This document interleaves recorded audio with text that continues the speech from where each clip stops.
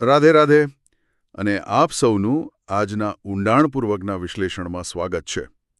આજે આપણી પાસે ગુજરાતીTV.com પર સેવક માધવ જસાપરા દ્વારા પ્રકાશિત શ્રી પ્રેમાનંદજી મહારાજના સત્સંગનો ખૂબ જ રસપ્રદ સાર છે અને એમાં એવા સવાલો છે જે લગભગ દરેકના મનમાં ક્યારેક ને ક્યારેક ઉઠતા જ હોય છે.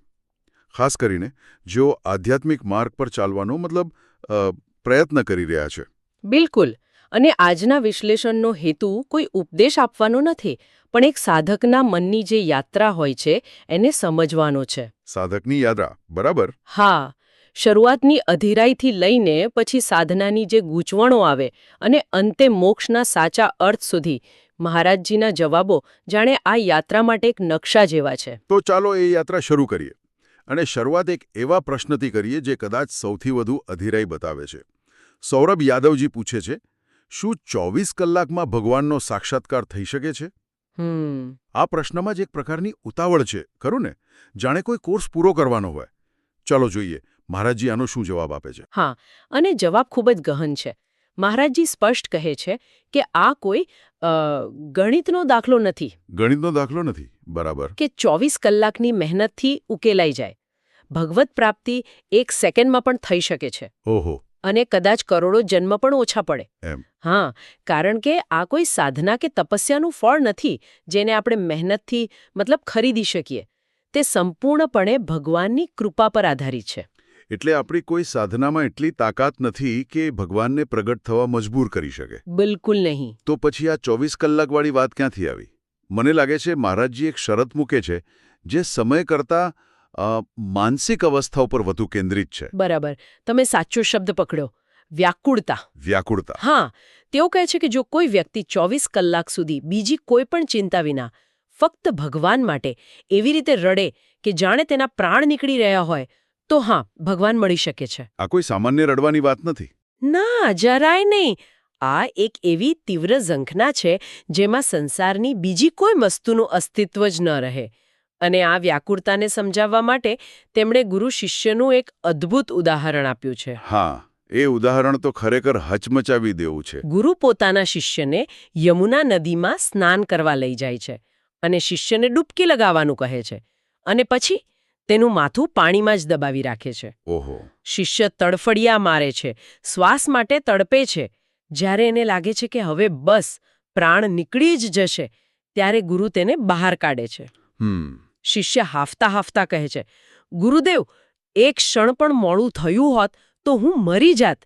ત્યારે ગુરુ શાંતિથી સમજાવે છે, બેટા, હમણાં તને શ્વાસ લેવા માટે જેવી તડપ હતી, જેવી વ્યાકુળતા હતી, એવી જ તડપ ભગવાન માટે. બસ જે દિવસે એવી જ તડપ ભગવાન માટે જાગશે, એ જ ક્ષણે તેઓ તને મળી જશે. એ ઉદાહરણ ખરેખર તીવ્ર છે, પણ જે લોકો સામાન્ય જીવન જીવી રહ્યા છે, હા, એમના માટે વ્યાકુળતા શબ્દ થોડો અઘરો લાગી શકે છે. શું આપણે એને બીજા શબ્દોમાં સમજી શકીએ?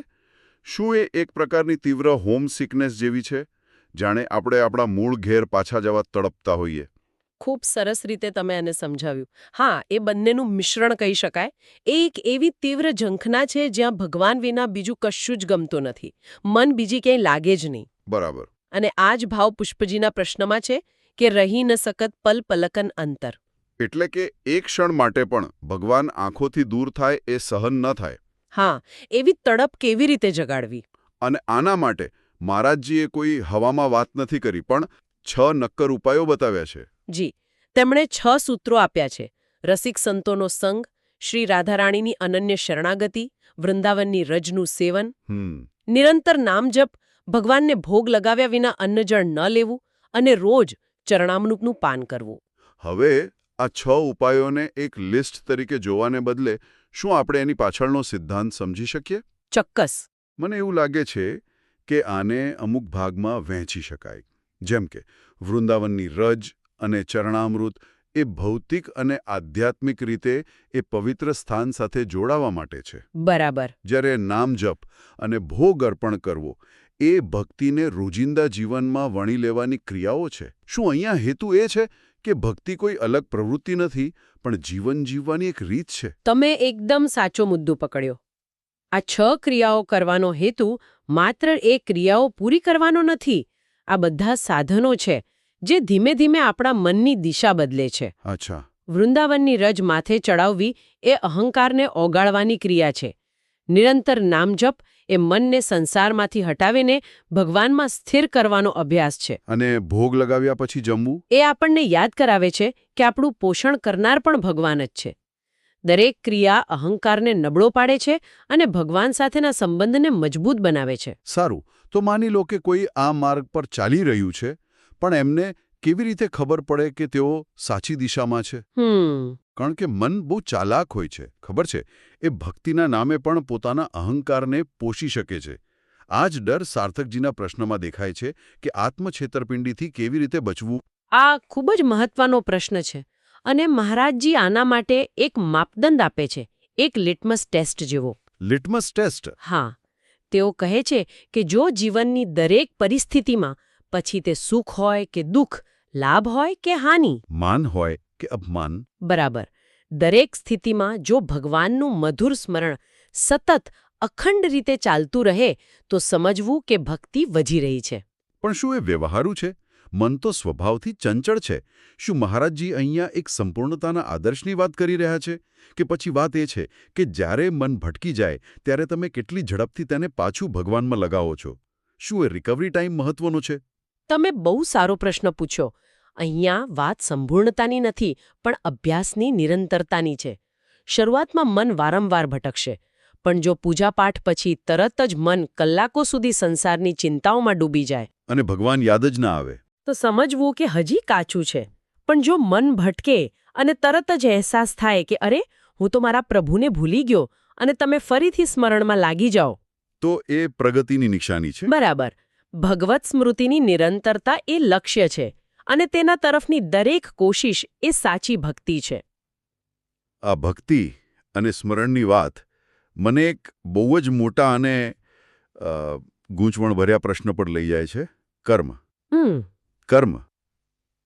આપણે બધા આ શબ્દ સાંભળ્યો છે, પણ સુરેન્દ્ર લોધીજીનો પ્રશ્ન સીધો એના હૃદય પર પ્રહાર કરે છે. જો આપણને આપણા પાછલા જન્મના કર્મો યાદ જ નથી, તો એની સજા ભોગવવી એ કેવો ન્યાય?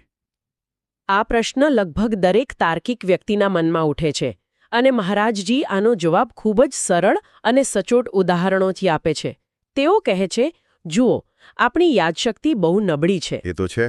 માની લો તમે કોઈ પાસેથી ઉધાર પૈસા લીધા અને પછી ભૂલી ગયા, તો શું પૈસા આપનાર લેવા નહીં આવે? આવશે જ. બસ, તમારી યાદશક્તિની કમજોરી તમને દેવામાંથી મુક્ત નથી કરતી. બીજું ઉદાહરણ, આપણને કોઈને યાદ નથી કે આપણે 9 મહિના માતાના ગર્ભમાં કેવી રીતે રહ્યા, પણ એ એક હકીકત છે. તો કહેવાનો અર્થ એ છે કે શરીર બદલવાથી જીવાત્મા નથી બદલાતો. જેમ કોઈ ગુનેગાર કપડાં બદલી લે. હા, તો તે નિર્દોષ નથી થઈ જતો. બિલકુલ, શરીર તો માત્ર કપડાં છે. જીવાત્મા એ જ રહે છે અને પોતાના કર્મોનું ફળ, જેને પ્રારબ્ધ કહેવાય છે, તે સાથે લઈને જ જન્મે છે. એટલે પ્રારબ્ધ તો ભોગવવું જ પડે. હા, ભોગવવું જ પડે છે. પણ અહીં એક આશાનું કિરણ પણ છે. શું છે? તેઓ ઉમેરે છે કે ભજનમાં, ભગવાનના નામમાં એટલી શક્તિ છે કે તે પાપોના ઢગલાને બાળીને ભસ્મ કરી શકે છે. એટલે કે કર્મનો નિયમ અટલ છે, પણ એ નિયમ બનાવનારે જ તેમાંથી બચવાનો ઉપાય પણ આપ્યો છે, અને તે છે ભક્તિ. ઓહ, તો એનો અર્થ એ થયો કે બ્રહ્માંડનું ખાતા હોય બધું યાદ રાખે છે, હવે આપણે ભૂલી જઈએ. બરાબર. આ વિચાર થોડો ગંભીર છે, પણ સદભાગ્યે, જેમ તમે કહ્યું, તેમાંથી બહાર નીકળવાનો રસ્તો પણ છે. પણ અહીં ઓંકારજી એક બીજી ચિંતા વ્યક્ત કરે છે. માની લો કે કોઈ આખી જિંદગી ભક્તિ કરે, પણ આ જન્મમાં ભગવત પ્રાપ્તિ ન થાય તો? શું એ બધી મહેનત વ્યર્થ જાય? અહીં ભગવાનના ભક્ત માટે શ્રીમદ ભગવદ્ ગીતામાંથી એક મોટી ખાતરી આપવામાં આવી છે. ગીતામાંથી? હા, મહારાજજી ગીતાનો શ્લોક યાદ કરાવે છે. નહીં કલ્યાણકૃત કશ્ચિત દુર્ગતિમ તાત ગચ્છતિ. એટલે કે હે અર્જુન, કલ્યાણના માર્ગ પર ચાલનાર ભક્તની ક્યારેય દુર્ગતિ થતી નથી. ક્યારેય નહીં? ક્યારેય નહીં. જો આ જન્મમાં સાધના અધૂરી રહી જાય તો તે વ્યર્થ નથી જતી. તે તમારી આધ્યાત્મિક બેંકમાં જમા રહે છે અને એના ફળરૂપે આગલો જન્મ કોઈ શ્રેષ્ઠ, પવિત્ર અને ભક્ત પરિવારમાં મળે છે. જ્યાં બાળપણથી જ ભક્તિમય વાતાવરણ મળે. બરાબર. જેથી સાધના જ્યાંથી અટકી હતી ત્યાંથી જ આગળ વધે. આ વાત સીધી ભાગ્ય અને પુરુષાર્થના સંતુલન પર લઈ જાય છે. હા, શું બધું ભાગ્ય પર જ નિર્ભર છે? શું આપણે ભૂતકાળના કર્મોની કઠપૂતળી માત્ર છીએ? નીતિન બજાજજીનો પણ આવો જ પ્રશ્ન છે. અહીં પ્રારબ્ધ અને ક્રિયામાણ વચ્ચેનો ભેદ સમજવો ખૂબ જ જરૂરી છે. પ્રારબ્ધ અને ક્રિયામાણ? હા, પ્રારબ્ધ એ ભૂતકાળના કર્મોનું ફળ છે જે આ જન્મમાં આપણને મળ્યું છે. એ સુખ કે દુઃખ રૂપે આવી શકે. અને તેને ભોગવવું પડે છે? હા, પણ ક્રિયામાણ એટલે વર્તમાનમાં આ ક્ષણે આપણે જે નવું કર્મ કરી રહ્યા છીએ એ સંપૂર્ણપણે આપણા હાથમાં છે. તો જો હું બરાબર સમજ્યો હોઉં તો હમ શું આપણે એમ કહી શકીએ કે પ્રારબ્ધ એ પત્તાની રમતમાં આપણને જન્મ સમયે મળેલા પાના જેવું છે, હમ જેને આપણે બદલી શકતા નથી? હા પણ ક્રિયામાણ એ છે કે આપણે એ પાનાથી આપણી બાજી કેવી રીતે રમીએ છીએ. શું આ સરખામણી યોગ્ય છે? આ એકદમ ઉત્તમ સરખામણી છે અને મહારાજજીનો સંદેશ એનાથી પણ વધુ શક્તિશાળી છે. તેઓ કહે છે કે જો તમે તમારી વર્તમાન બાજી એટલે કે ક્રિયામાણ કર્મ ખૂબ જ સારી રીતે રમો, ભક્તિથી, સત્કર્મથી, નામ જપથી, હા, તો તમે રમતના પરિણામને પ્રભાવિત કરી શકો છો. ક્યારેક તો તમને મળેલા ખરાબ પાનાની અસરને પણ ઓછી કરી શકો છો. વાહ! આ વિચાર આપણને ભાગ્યના લાચાર શિકારમાંથી વર્તમાનના શક્તિશાળી ખેલાડી બનાવી દે છે. બિલકુલ. તો જો આપણી પાસે આટલી શક્તિ છે તો અંતિમ લક્ષ્ય શું છે? મોક્ષ, ઈચ્છાઓ અને કામનાઓથી મુક્તિ. પણ શું આ માટે સંસાર, ઘર પરિવાર, નોકરી ધંધો બધું છોડીને જંગલમાં જવું જરૂરી છે? આ પ્રશ્ન આજના સમયમાં સૌથી વધુ પ્રાસંગિક છે અને મહારાજજીનો જવાબ આધુનિક જીવનશૈલી માટે ખૂબ જ માર્ગદર્શક છે. તેઓ કહે છે કે ઈચ્છાઓ ક્યારે ભોગવવાથી શાંત થતી નથી, એ તો અગ્નિમાં ઘી નાખવા જેવું છે. સાચી વાત છે. ઈચ્છાઓ શાંત થાય છે પરમ સંતોષથી, અને પરમ સંતોષ માત્ર ભગવાન સાથે સંબંધ જોડવાથી જ મળે છે. અને આ માટે ઘર છોડવાની જરૂર નથી? ના, ઘર છોડવાની જરૂર નથી, પણ ઘરમાં અને વસ્તુઓમાં રહેલી આસક્તિ એટલે કે મમતા છોડવાની જરૂર છે. તો બીજા શબ્દોમાં કહીએ તો વાત ગાડી છોડવાની નથી, પણ આ ગાડી મારી છે અથવા મારું સુખ આ ગાડી પર નિર્ભર છે એવા ભાવને છોડવાની છે. બરાબર. બરાબર. ત્યાગ વસ્તુઓનો નહીં, પણ વસ્તુઓ પ્રત્યેના લગામનો કરવાનો છે. મહારાજજી સ્પષ્ટ કહે છે કે જો તમારો ઉદ્દેશ્ય ભગવાનને પામવાનો હોય તો તમે શોર્ટ પેન્ટ પહેરીને પણ અચ્છા. પાપરહિત જીવન જીવીને અને નિરંતર નામ જપ કરીને ભગવાનને પામી શકો છો. વેશભૂષા કરતાં વૃત્તિ મહત્વની છે. તો આ સમગ્ર ચર્ચાનો સાર એ છે કે આધ્યાત્મિક માર્ગ કોઈ બાહ્ય વેશભૂષા કે સ્થાન પર નહીં, પરંતુ આંતરિક વ્યાકુળતા, નિરંતર સ્મરણ, કર્મના સિદ્ધાંતની સમજ અને અનાસક્ત આચરણ પર નિર્ભર છે. તમે ગમે ત્યાં હો, ગમે તે પરિસ્થિતિમાં હો, જો તમારો ઉદ્દેશ્ય સાચો છે તો માર્ગ હંમેશા ખુલ્લો છે. બિલકુલ. અને મહારાજજીનો અંતિમ સંદેશ આ બધી વાતોનું શિખર છે. તેઓ કહે છે કે સત્ય તો એ છે કે આત્મા ક્યારે બંધનમાં હતી જ નહીં. હતી જ નહીં. ક્યારેય નહીં. આપણે ભ્રમને કારણે પોતાને આ શરીર માની લીધું છે. આ બધા દુઃખ, જન્મ-મરણનું ચક્ર એ માત્ર આ ખોટી ઓળખને કારણે છે. ઓહ! અને આ મનુષ્ય જન્મ એ જ બ્રહ્મને તોડવાની સુવર્ણ તક છે. માટે ગભરાવાની જરૂર નથી. તમે જે સ્થિતિમાં છો ત્યાં રહીને બસ રાધા રાધા નામ જપો, પવિત્ર આચરણ રાખો અને ભગવાનના શરણમાં રહો. આના પરથી શ્રોતાઓ માટે એક વિચાર મૂકી શકાય. મહારાજજી કહે છે કે આપણે શરીર હોવાનો ભ્રમ તોડવાનો છે. તો આવતીકાલે પોતાના દિવસ વિશે વિચારો. એવી કઈ એક ચોક્કસ ક્ષણ છે, કદાચ જ્યારે અરીસામાં જુઓ, અથવા જ્યારે કોઈ કામની ટીકા કરે, અથવા શારીરિક પીડા થાય, હા, જ્યારે આપણી ઓળખ 100% આપણા શરીર કે અહંકાર સાથે જોડાઈ જાય છે. એ ક્ષણે ફક્ત 10 સેકન્ડ માટે શું એ ભાવનામાં ડૂબી જવાને બદલે એક સાક્ષી તરીકે તેને જોવાનો પ્રયત્ન કરી શકાય? કદાચ એ ભ્રમને તોડવાનો આ પહેલો નાનો પ્રયાસ હોઈ શકે. રાધા રાધા. જો આપને આ વાર્તાલાપ સારો લાગ્યો હોય તો આપના અભિપ્રાય કોમેન્ટમાં લખી અમને મોકલવાનું ચૂકશો નહીં. અને GujaratiTV.com ને લાઇક, મિત્રો સાથે શેર અને સબસ્ક્રાઇબ કરવાનું ચૂકશો નહીં. રાધા રાધા.